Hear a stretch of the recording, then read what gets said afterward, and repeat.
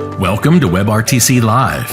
In WebRTC Live, we cover the latest technical topics and business use cases for WebRTC and live video. As always, this episode is brought to you by WebRTC.Ventures, leading integrators of WebRTC video into your custom application. Welcome back to WebRTC Live. I'm your host, Aaron Syme, founder and CEO of WebRTC.Ventures.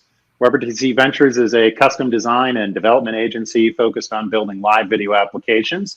We're here to help you take your application live. You can learn more about us at WebRTC.Ventures.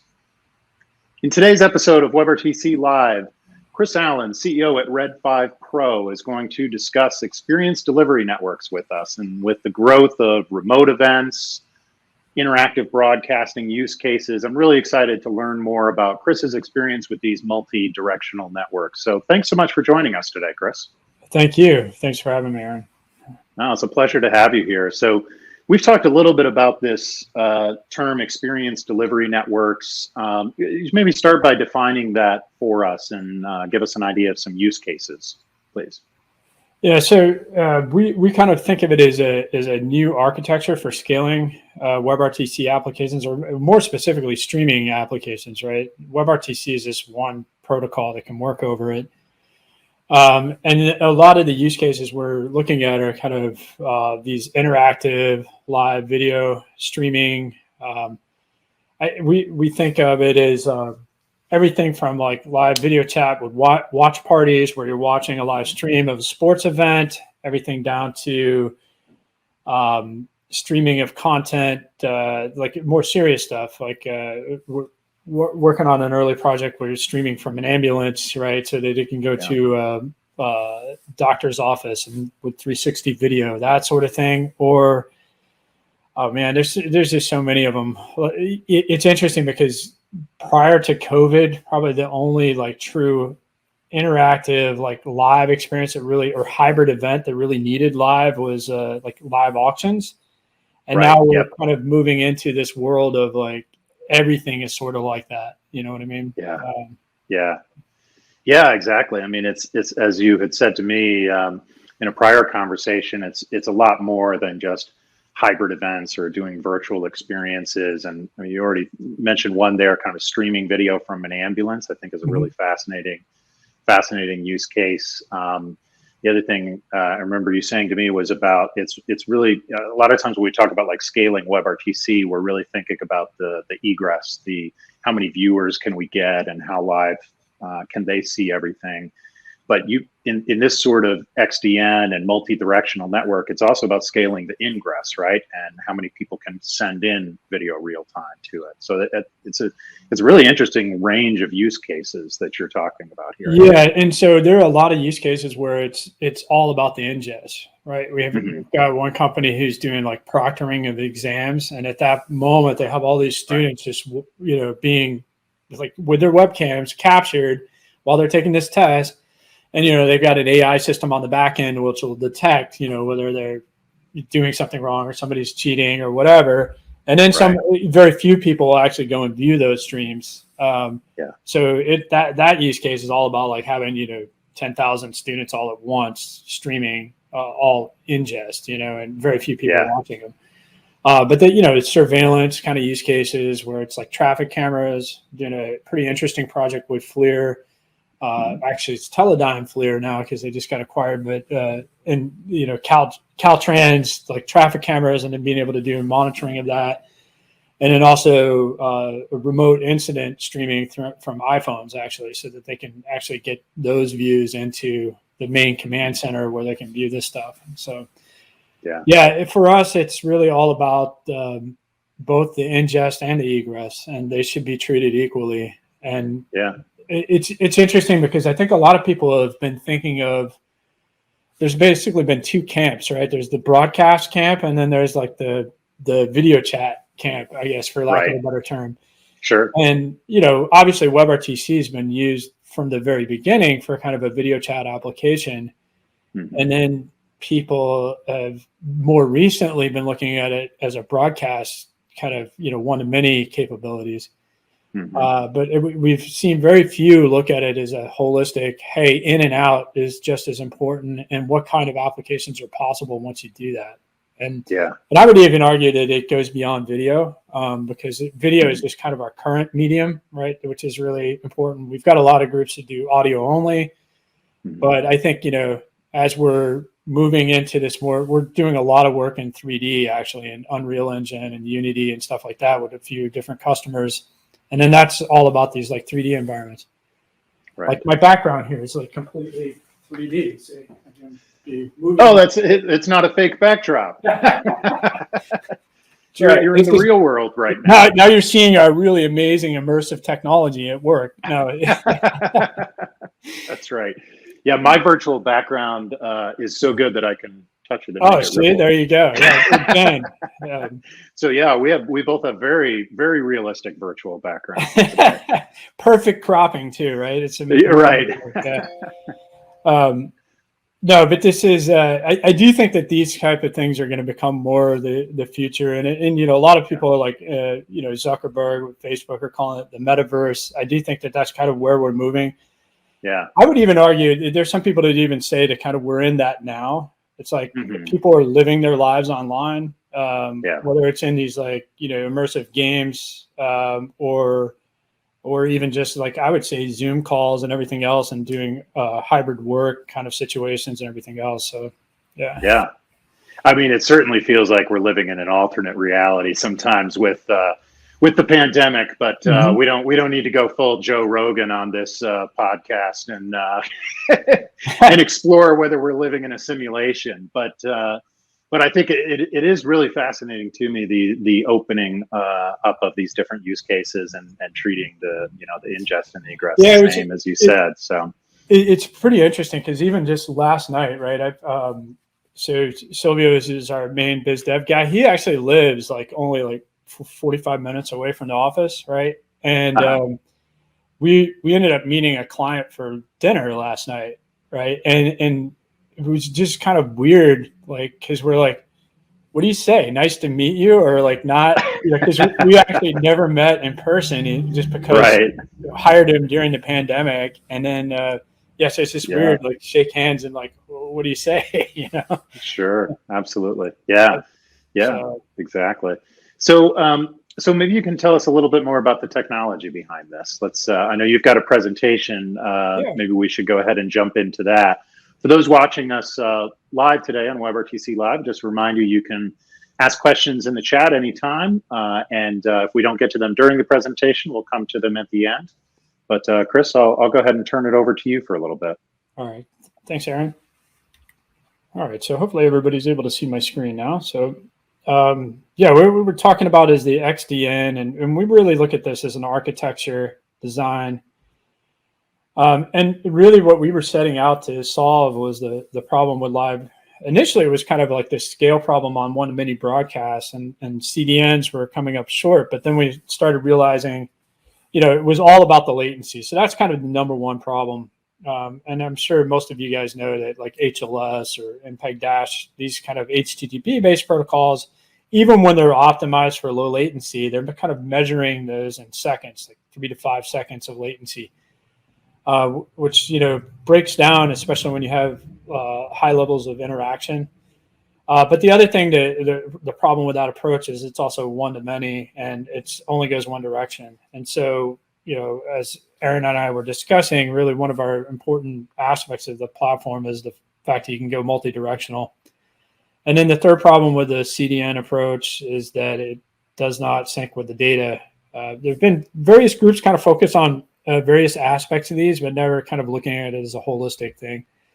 And we'll even see that a lot of our customers will use something like IBS for the broadcast, and then they'll use something like Agora or Twilio or somebody else for the video chat portion of their app, and then it becomes disjointed, and getting the sync and everything else, and the whole system working becomes problematic. So really what we've come up with is what we're calling the XDN, or Experience Delivery Network. And it's both we're kind of thinking of it as a category or an architecture design. supports sub 500 millisecond, which is usually in the 150 to like 300 millisecond range. Scales to as many as you want, bidirectional, and it can support a lot of data streams at the same time. The other thing that kind of makes this platform a bit unique is that it's portable. It can be deployed on any cloud or across multiple clouds, or even in private data centers. A lot of the use cases require that. So just quickly, the typical approach to one-to-many live broadcasts is HTTP, using things like LLHLS. It's using a kind of a chunk transfer, basically trying to prefetch what's going to come in and everything else. But we think of this as a little bit like lipstick on a pig. You're just going to keep refining it, but you're never going to get to real-time latency. But the advantages of using it is you can use existing infrastructure like CDNs to do this stuff. So we took WebRTC, primarily WebRTC. I should note that we do support a lot of different protocols like SRT and RTMP and RTSP to do this. But we've basically figured out a way to scale it in both directions. But the disadvantage of doing this is that we basically had to reinvent the whole thing from scratch and couldn't use existing infrastructure to do it. So this is almost a myth that I think has been debunked by now, but there's actually many ways to scale WebRTC. Initially, the reason people kind of tell you that WebRTC can't scale is because it was originally built as a peer-to-peer protocol. And so if we got these peers A, B, and C, they're trying to have a video conference with each other, they basically have to send each other's video and everybody has to receive everybody else's video, which breaks down very quickly if you don't have any kind of server in the middle architecture. So it's an M times N problem. And once you get past a certain number, the bandwidth required for it and the resources just breaks down. So a lot of groups have used this SFU, or selective forwarding unit, as the approach. And this involves a single server kind of in the middle routing the streams. So then you have, each of these guys receiving, only sending their stream out once, so they don't have to send direct to these other guys. It just goes to the SFU, and then people can receive the streams of the other participants. So this reduces the number of connections needed in and out. And this works great for relatively small video conference. The other kind of way that people have been scaling WebRTC is you use an MCU, or multi-channel unit, or multi-conferencing unit. I forget what it stands for exactly, but basically it's doing a mix of the streams here. So you get everybody coming back. So everybody's sending their stream up, A, B, and C are all sending it, and then they get a composite of A, B, C back. This obviously has a lot of advantages. So I guess, this SFU model is, like Jitsi is a good example of this sort of thing. Or, PyM Media Server. There's a bunch of them that kind of do this approach. And then MCU model, I think the best example of this is like SignalWire. They're really focused on mixing the video server side and then sending you back a composite. And then, this concept of the XDN, we've really taken a clustering approach. So instead of having single server kind of acting as the intermediary, it's a cluster of servers. And the way it works is that the published streams come into origin nodes, and then the streams get distributed out to the edges, and then subscribers connect to the edges directly. And these would typically be deployed on VMs. So these would be like, if it's deployed on Amazon, AWS, it's EC2 instances that are running these nodes. And then the way we can scale out and get huge volume, whenever you're getting kind of past the 50,000 mark, 100,000 mark, then you fan out with these relay nodes in the middle. And then it allows us to get exponentially more connections. And of course, we can fan out as many origins as we need as well. And then in this architecture, we have another component called the stream manager. This is typically load balanced and shared by a common data store. And we have a REST API in it. And so in this diagram, it's kind of showing it as a router. When you want to broadcast a stream, you make a request to the stream manager, get assigned an origin, publish direct to that origin. And then the stream propagates throughout the cluster. This guy makes a REST API request for that stream, gets assigned an edge, and can go and get that stream and receive it directly. So that's kind of the flow. And the stream manager is also responsible for using the cloud APIs to spin up and spin down as needed. And so it can dynamically adjust to the load at runtime. So in this case, it's showing adding an edge because it hit a certain threshold. And then after that event's done, it can go back into the original state. And we typically use Terraform for this task. So stream manager is calling Terraform so that then it can target any cloud provider. And then the other thing that if you've ever done any WebRTC development or any web development for that matter, you're going to run into kind of coarse restriction issues, and you have to do secure connections, particularly around the signaling. And so the common approach would be just to install SSL certs and associate DNS with each origin and each edge on in the architecture.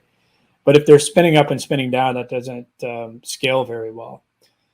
So the way we end up doing it is kind of proxying through the stream manager. So the stream manager, again, is usually load balanced. So this will be behind if it's deployed on AWS, an elastic load balancer, ELB. And then this cert is actually on that load balancer. And then you can do secure WebSockets this way. And then it uses the cloud backend to talk down to that node. So that once the signaling happens, then it moves into UDP directly in a kind of a peer-to-peer connection. It exchanges the encryption keys, and then the video will start flowing. And the same thing happens with origins, right? You can see secure on this side, it's sending unsecure over here.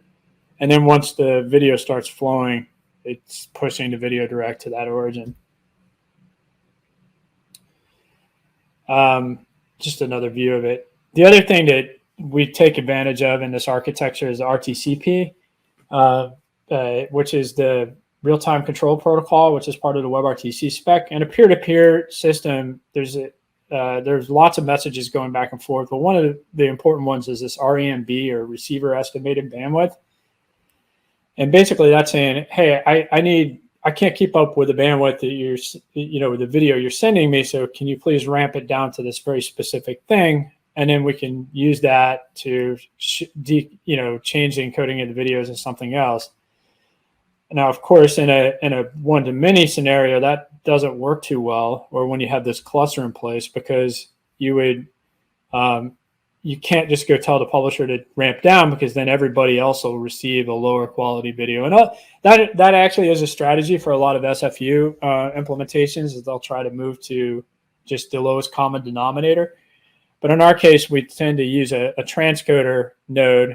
This is our transcoder engine that we wrote called Cauldron. But there's a transcoder node in our architecture that can actually generate multiple bit rates. And then based on that REMB message coming from the clients, it can shift to the best quality without going over. And this is also a little bit, the other approach to doing this that a lot of groups use is this kind of multicast. So then you rely on the WebRTC client to generate all the bit rates. But the problem then is, of course, you have to have enough bandwidth on that publishing client to actually do it. And so a lot of times it's better just to do this cloud in the cloud. And so that's where our transcoder node comes in. We also support a round trip authentication process. I'm not going to even get into that just because of our time. But the other node that we're adding to the architecture, which is coming out in the next release, which should be next month or October timeframe, is basically an MCU. So the nodes can basically mix down the stream. So you could have like 10 streams coming into this mixer, gets put into a grid, another 10 here, another 10 here, another 10 here, and then they're fed into another mixer node, which then can like composite those. And then you got a 10 by 10 in this example, where you could have 100 streams on a single node. Now, we've got use cases where people are doing like couple thousand or 3,000 of these like composited videos, and these are all like for things like video walls within venues where, you know, all the participants are able to be in this venue. So this is a pretty cool addition to our architecture. And then, you know, as I mentioned before, we can also target multiple cloud providers. So if you're, you know, on DigitalOcean, let's say, because their pricing is fantastic for egress charges, but you need a data center in South Africa, which they don't cover. You could always use Azure, for example, for that, and, you know, but have the majority of your deployment on DigitalOcean. It's just one example of that sort of thing. And the way we accomplish that is just by using Terraform, and then the Terraform can actually target the different providers very specifically. And that could also be a private cloud, something like OpenStack or anything else or VMware. We see that a lot with vSphere. So yeah, that's it. I think the other thing that is worth mentioning is we're launching our own kind of cloud hosted version of it, and that's going to be coming out in November. We're in a beta right now, so if you're interested in trying some of this out in a hosted way, otherwise you can download Rev5 Pro and deploy it yourself on your own cloud, and it works pretty well. Cool thing about this approach, though, for our platform as a service is instead of trying to create a monolithic thing that everybody is sharing, we're actually making it so that you're deploying a single stream manager for yourself, and then nobody else is touching it. So it gets deployed for you, and then that environment is all yours. So that means you're able to like deploy your own server-side applications, do your own manipulation on it, and, you know, basically it doesn't affect anybody else. Or if anybody else does something stupid, for example, like, you know, overloads the system with trying to do too many mixes, then it's not going to affect your application at all. So we think this is kind of a clever approach to it. So yeah, that's really it for now. I'd love to answer any questions anybody has, or Aaron, if you have any questions about this, we can go into details. Yeah, absolutely. Maybe just start with kind of a sort of a commercial question here of help us just understand the differences between like Red5 and Red5 Pro and how that applies to the XDN and how we can access this. You said it's in beta now. Yeah, so that's a good question. Just expand on that a little. Yeah, so the XDN, the hosted product. So we're currently a license model, right? Where it's a subscription plus the per node licensing. So like, So basically in this instance, right, we're charging per node that you run during the month, right? So you just tally it up, and then that's how you get charged. In this next model, it's going to be very much bandwidth focused. So we charge by the gigabyte. And nice. So Justin just asked, can the XDN span multiple availability zones? Yes. And in fact, speaking of that kind of availability zones on AWS, we're working on a really cool project with AWS Wavelength, where we can actually get right inside of a 5G carrier's network. And so the implications of that are if you're like on a Verizon phone and able to hit an edge server directly there, you can receive the video in, fraction of the time that it would take with hitting like, a USE standard EC2 instance. So yes, it works across multiples. And we also, all of these nodes are actually connected via the cloud backend. So the cool thing about that too is that you've got their networking to help connect these up, and these could be in different zones, different regions. Yeah, the wavelength over 5G is fascinating. Perhaps it'll help if 5G meet all of the hype that we hear about it. If we could truly do multi-directional live streaming like this, the same over your mobile phone as a wired connection would be pretty fascinating. So I love that concept of it. Yeah, and it's even proven out as we're getting into the middle of this thing with them that the connectivity between one 5G wavelength zone, you can connect direct to another 5G wavelength zone, and it's actually not even going over the public internet either. It's just using, here in the US, it's using Verizon's network to actually connect those up, and which is also ridiculously fast. So we've got one engineer who's in Las Vegas working with us here in Boston, and we're able to do these communications through that direct, which is pretty neat. So yeah, that's fascinating. And I'm looking forward to getting the actual like latency metrics on this, because I haven't seen it, but I mean, it feels really fast, but that doesn't mean anything. So we want to actually do the measurements on it and see if we're really down in that kind of like 20 millisecond kind of zone, where the implications of this are like things like, as a musician myself, man, you could play music with other people with no problem, because you're beating essentially the speed of sound of playing like a meter away from somebody else. You know what I mean? Which is pretty crazy. That is fascinating, and that exact use case is something we've talked with people about multiple times over the years. And yeah, it's the idea that could truly be achievable now through wavelength, through multidirectional, through the XDN that you're talking about is pretty fascinating to me. Definitely. We got a follow-up question here from Justin about have there been any use cases for injecting or mixing certain content based on a user's location, like different captions or a different watermark on the video, for example? Yeah, I can't disclose who we're working with, but so the Cauldron library that we have is just a C++ library that allows you to write. We haven't made this public yet, mainly because our documentation isn't extensive as it should be yet. But you basically can write your own brews. And what we're doing with this, speaking of watermarks, is making it so that this group can actually watermark each of the content going out to each subscriber. In this case, it's actually like Hollywood content, right? So it's pre-release movies and stuff like that where they're editing.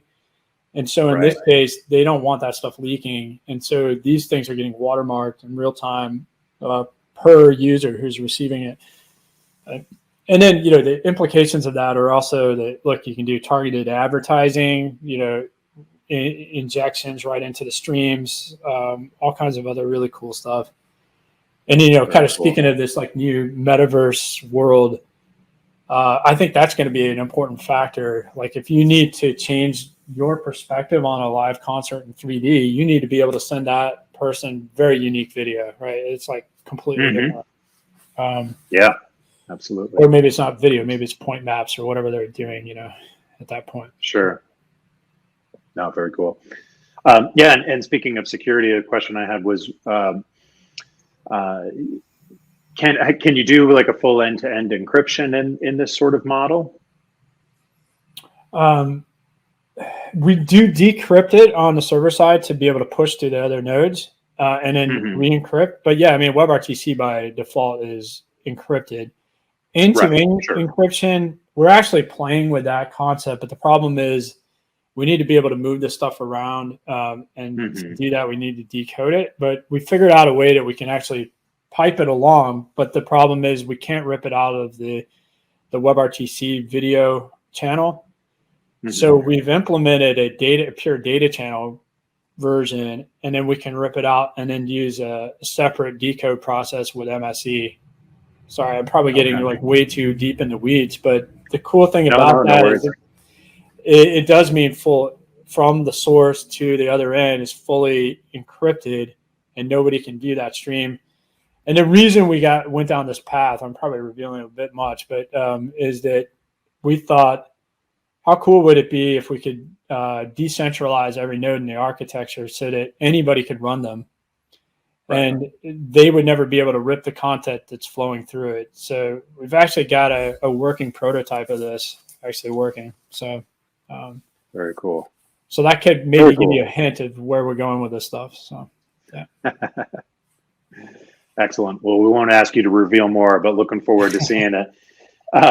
One other question you mentioned before, this can be deployed across multiple availability networks. And you mentioned at one point in your presentation, just want to follow up on, you can deploy across different cloud providers as well. So that was, just to be clear, that was kind of, you could run on Azure and AWS at the same time.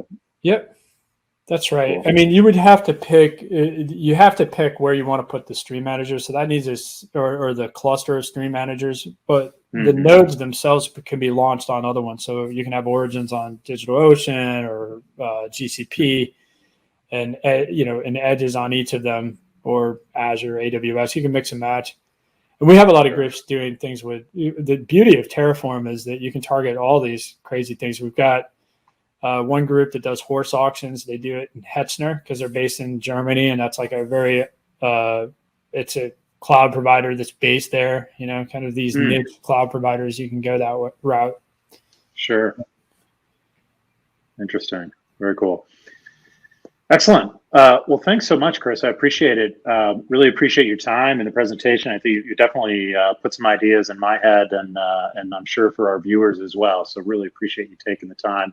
Why don't you tell our viewers how they can learn more, how they can follow up with you or with Red 5?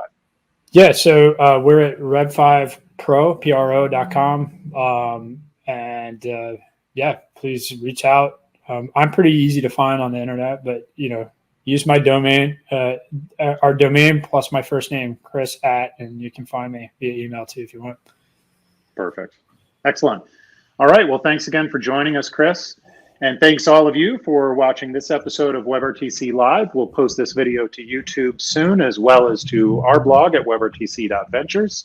Our next episode will be Wednesday, September 22nd, where we're planning to have a panel discussion among our engineers on some recent things we've learned about building live video applications. So join us there for additional insights on building your live video application. To find out more about our upcoming episodes, follow us on Twitter at WebRTC.Ventures or join our email list at WebRTC.Ventures. Thanks everyone for joining us today. Let's make it live. All right. Thanks, Aaron. Bye. Thanks so much, Chris. Thanks for joining us for WebRTC Live. Visit our website at WebRTC.Ventures to learn more about our custom design and development services and to learn more about upcoming episodes of WebRTC Live.